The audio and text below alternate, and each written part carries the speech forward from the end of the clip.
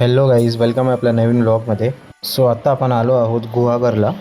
आता आपण जात आहोत गुहागरमधील हेदवी गावातील एक सुंदर असं गणेश मंदिर आहे, तिथलं दर्शन घ्यायला. त्या मंदिराचं नाव आहे दशभुजा लक्ष्मी गणेश मंदिर. गाईज, आता आपण पोचलो आहोत मंदिराजवळ. तुम्ही बघू शकता, हे आहे श्री दशभुजा लक्ष्मी गणेश मंदिर. हे मंदिर हेदवी गावातील एक प्रसिद्ध असं मंदिर आहे आणि हे एक पेशवाकालीन मंदिर सुद्धा आहे. निसर्गाच्या सानिध्यात वसलेलं हे सुंदर असं एक श्रींचं मंदिर आहे. तुम्ही बघू शकता, एक सुंदर असं हे मंदिर आहे जिथे तुम्ही नक्की एकदा तरी व्हिजिट करायला पाहिजे. चला आता आपण जाऊन बाप्पांचं दर्शन घेऊया. बाप्पांचं दर्शन घेतल्यानंतर आपण मंदिराची प्रदक्षिणा घालत होतो. मागे तिथे आम्हाला एक वॉल दिसली जिकडे नॉर्मली सगळे येऊन कॉईन प्रेस करून चिटकवतात आणि तिकडे कॉईन चिटकतो सुद्धा. आम्ही पण हे ट्राय केला आणि लिटरली कॉईन चिकटला आहे तिकडे. तुम्हीही या मंदिराला जर व्हिजिट केलात तर हे नक्की ट्राय करा.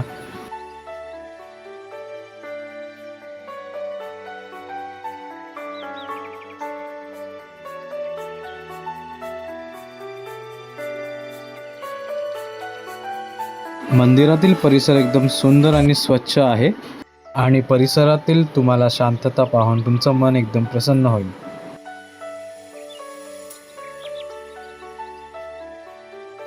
मंदिराच्या आजूबाजूलाही सुंदर असं हिरवगार निसर्गरम्य वातावरण आहे.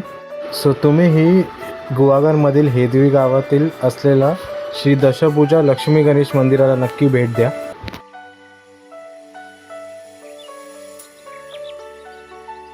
गणपती बाप्पाचं दर्शन घेतल्यानंतर आम्ही सगळे आता जात आहोत हेदवी बीचवर. सगळे खूप एक्साइटेड होतो.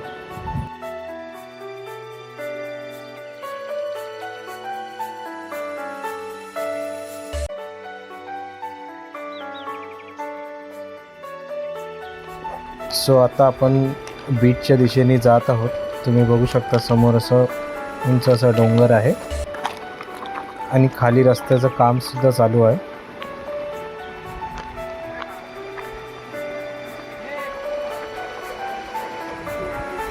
आणि हे आहे हेदवी बीच, गुहागरमधील हेदवी बीच, जिकडे तुम्ही बघू शकता आजूबाजूला पूर्ण डोंगर आहे. हे डोंगराच्या पायथ्याशी असलेला हा हेदवी बीच.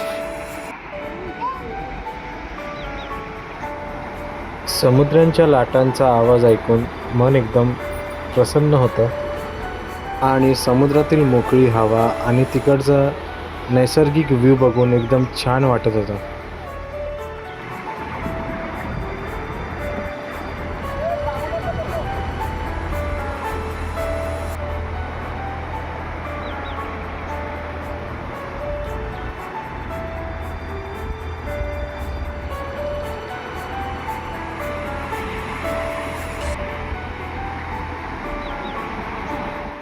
इथे आहे हेदवी समुद्रातील फेमस अशी जागा ज्याला बामणगड म्हणतात.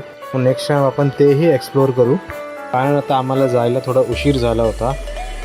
हा तुम्हाला ब्लॉग कसा वाटला हे कमेंट करून नक्की कळवा आणि या ब्लॉगला लाईक, शेअर आणि सबस्क्राईब करायला विसरू नका.